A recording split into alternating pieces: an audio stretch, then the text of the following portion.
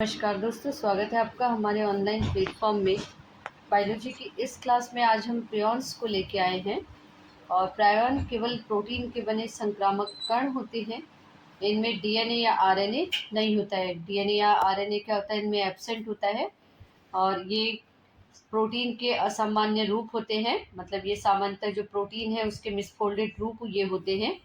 ठीक है, प्रोटीन की संरचना में कोई विकार आ जाता है जिसकी वजह से ये बनते हैं। ये वायरस या बैक्टीरिया का कोई भी रूप नहीं होता है। ये वायरस या बैक्टीरिया नहीं है। ठीक है, ध्यान रखिएगा। प्रियॉन्स की संरचना, तो प्रियॉन एक असामान्य रूप से मुड़ा हुआ मिसफोल्डेड प्रोटीन है। इनमें डीएनए आरएनए नहीं होता है। अब इसकी भाग को देखते हैं। पीआरपीसी नॉर्मल सेलुलर प्रियॉन प्रोटीन, ठीक है, सामान्य कोशिकाओं में पाया जाता है। अल्फा हेलिक्स अधिक होते हैं और ये हानि रहित होता है। पीआरपीएससी यानी कि स्कैरपाई प्रियॉन प्रोटीन, तो प्रायॉन का रोगजनक रूप है और बीटा प्लेटेड शीट अधिक होती है इनमें, और संक्रामक एवं रोग उत्पन्न करने वाला ये होता है। ठीक है, अब इसकी प्रकृति को देखेंगे तो केवल प्रोटीन के बने होते हैं। इनमें न्यूक्लिक अम्ल, डीएनए या आरएनए नहीं होता है, एब्सेंट होता है। ठीक है, और इन्फेक्टियस होते हैं, ये संक्रामक होते हैं। ऊष्मा, विकिरण और रसायनों के प्रति अधिक प्रतिरोधी होते हैं। मुख्यतः तंत्रिका तंत्र यानी कि नर्व सिस्टम को ये प्रभावित करते हैं। जीवित एवं निर्जीव के बीच की विशेषता को ये दिखाते हैं। स्वयं की प्रतिकृति बनाने के लिए सामान्य प्रोटीन को असामान्य प्रोटीन में ये क्या करते हैं, बदल देते हैं। ठीक है, तो अपनी अपनी एक रेपुटेशन, एक प्रतिकृति बनाने के लिए क्या करते हैं, सामान्य जो भी प्रोटीन है उसको असामान्य संरचना यानी कि मिसफोल्डेड रूप में ये परिवर्तित कर देते हैं। ठीक है, रोग उत्पन्न करने वाले सबसे छोटे संक्रामक कण माने जाते हैं। वायरल से भी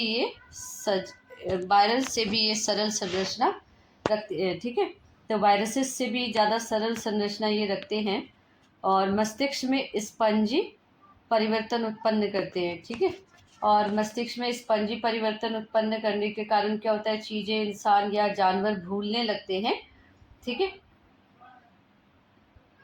अब इसके महत्व को देखेंगे, इम्पॉर्टेंस। तो हानिकारक महत्व, mad cow disease, bovine spongiform, encephalopathy.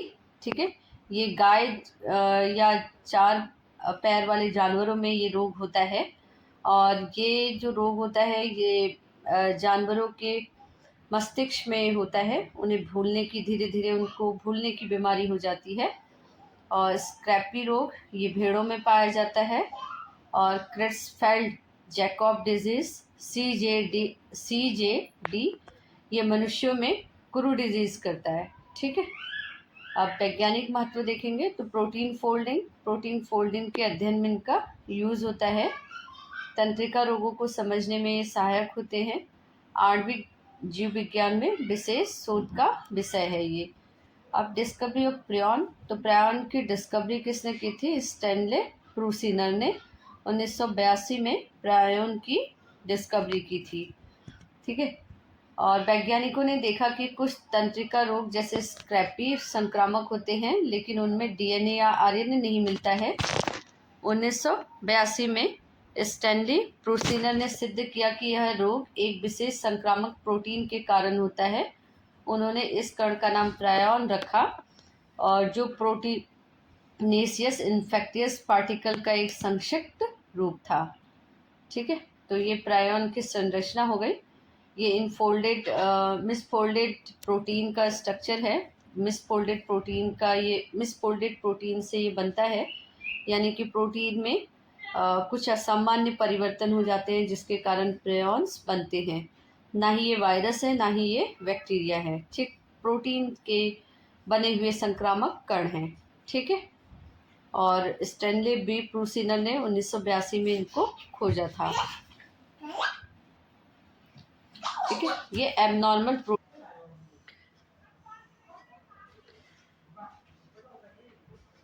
ये प्रियॉन्स के कारण जो मस्तिष्क में डिजीज़ होती है, सीजेडी और मैड काउ डिजीज़, देखिए इस टाइप से ये माइंड को स्पॉन्जिफाई कर देती है, स्पॉन्जी फॉर्म में चेंज कर देता है। ठीक है, उसके बाद आते हैं वायरॉइड्स। तो वायरॉइड्स सबसे छोटे संक्रामक कण होते हैं जो केवल एकल संक्रलित वृत्ताकार RNA circular single standard RNA से ये बने होते हैं और इनमें प्रोटीन आवरण कैप्सिड नहीं होता है। ठीक है, तो वायरॉइड जो होते हैं वो सबसे छोटे संक्रामक कण होते हैं और सिंगल स्टैंडर्ड ये आरएनए के बने होते हैं। इनमें प्रोटीन का आवरण नहीं होता है। इसकी खोज थियोडोर ऑटो डेनियल ने की थी 1971 में। थियोडोर ऑटो डेनियल ने पोटैटो में इस डिजीज़ को सबसे पहले देखा था और जो पोटैटो में इस डिजीज़ को कहा गया पोटैटो स्पिंडल ट्यूबर डिजीज़। ठीक है, PSTBD। मुख्य संरचना एवं विशेषताएं केवल circular single standard RNA DNA इनमें अनुपस्थित होता है, प्रोटीन कोड भी इनमें अनुपस्थित होता है। प्रियॉन्स में क्या था, सिर्फ केवल प्रोटीन के बने थे, आरएनए और डीएनए उनमें अनुपस्थित था। लेकिन वायरॉइड्स में सिंगल स्टैंडर्ड आरएनए है। ठीक है, और यहाँ पे प्रोटीन और डीएनए अनुपस्थित है। आकार 250 से 400 न्यूक्लियोटाइड। अब इनकी नेचर को देखते हैं। अकोशिकी ए सेलुलर होते हैं, केवल पौधे को संक्रमित करते हैं, स्वपोषी नहीं होते हैं, जीवित कोशिका में ही वृद्धि करते हैं, वायरस से भी ये छोटे होते हैं।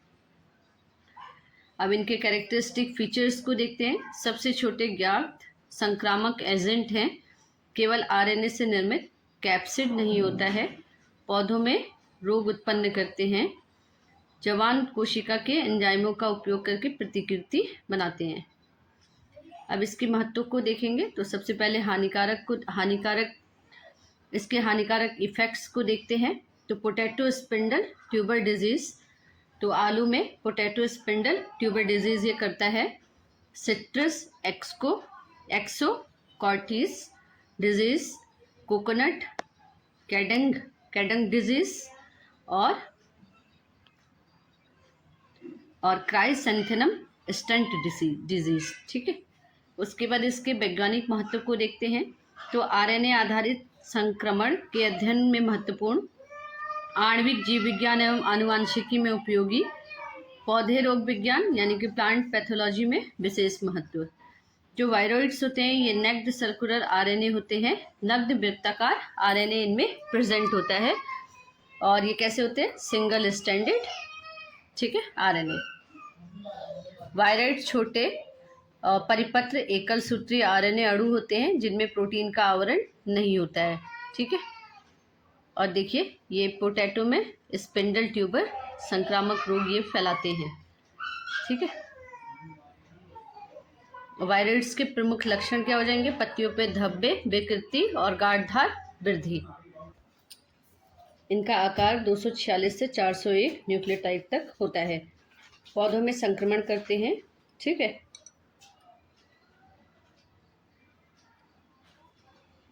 तो की पॉइंट देखते हैं। Viroids virus like RNA infectious organism but without protein coat. ठीक है, विदाउट प्रोटीन कोट के होते हैं। अब देखिए पोटैटो का स्पिंडल लोब जो होता है आलू में होता है और इसमें आरएनए का आकार कितना होगा, 359 न्यूक्लियोटाइड। सिट्रस एक्सकॉर्टियस वायरॉइड्स नींबू और संतरा में होता है और 371 न्यूक्लियोटाइड प्रकार का इसमें आरएनए होता है। कोकोनस कैडंग वायरॉइड्स रोग होता है नारियल में और क्राइसैंथेमम गेंदा और गुलदाउदी में होता है।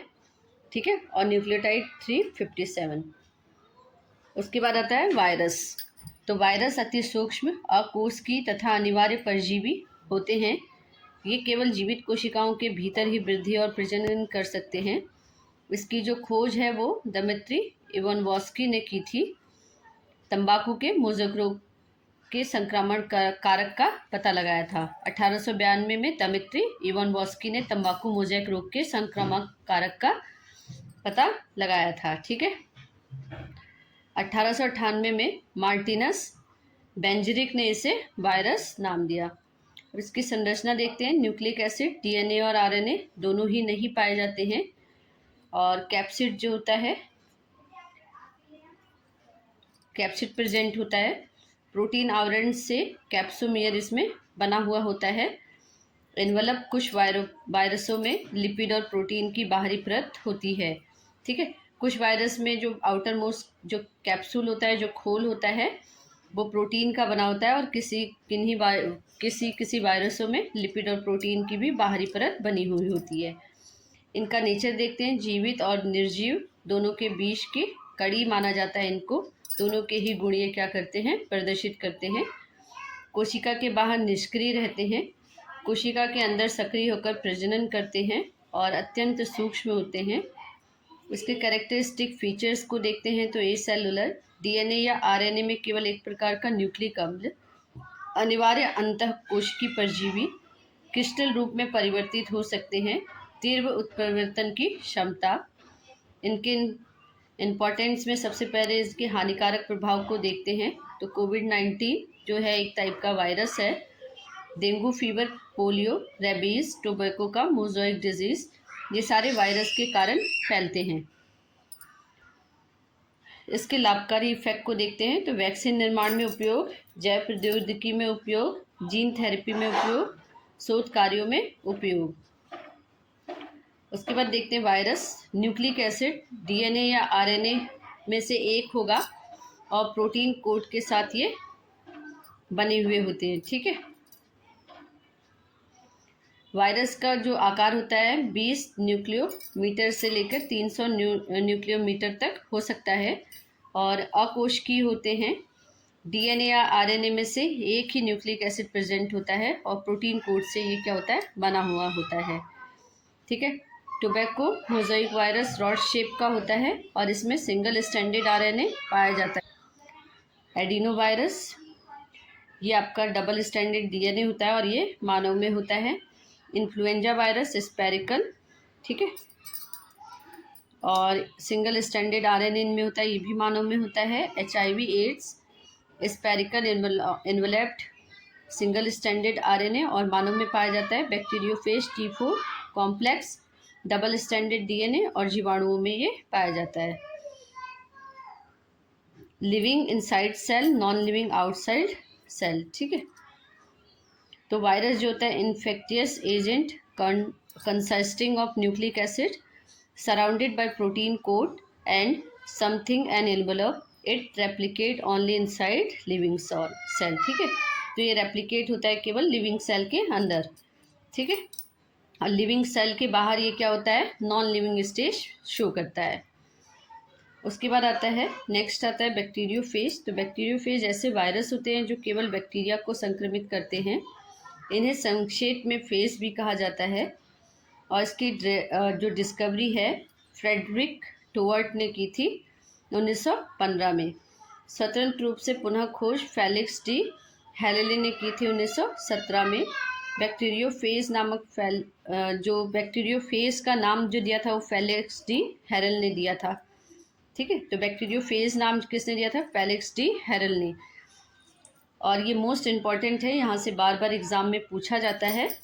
प्लीज़ आप लोग कमेंट करके ज़रूर बताइए कि वीडियो कैसी लग रही है और हमारा प्रोत्साहन करते रहिए। कमेंट ज़रूर करिए और ज़्यादा से ज़्यादा लाइक करिए, शेयर करिए। आइए देखते हैं बैक्टीरियोफेज के स्ट्रक्चर को। तो इसका मुख्य भाग है हेड, बहुभुजी आइसोहेड्रल संरचना होती है। डीएनए इसमें उपस्थित होता है।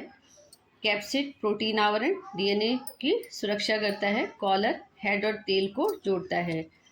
टेल शीथ संकुचनशील प्रोटीन आवरण डीएनए को बैक्टीरिया में प्रविष्ट कराने में सहायता करता है। टेल ट्यूब डीएनए के प्रवेश का मार्ग है। बेस प्लेट बैक्टीरिया की सतह से जुड़ती है।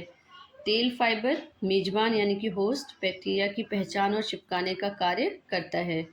नेचर तो अकोशिकीय होते हैं, केवल बैक्टीरिया को संक्रमित करते हैं। डीएनए युक्त वायरस होते हैं, जीवित कोशिका में वृद्धि करते हैं। और इसकी विशेषताओं को अगर हम देखें तो हेड और टेल वाली जटिल संरचना अत्यधिक विशिष्ट होस्ट स्पेसिफिक होता है।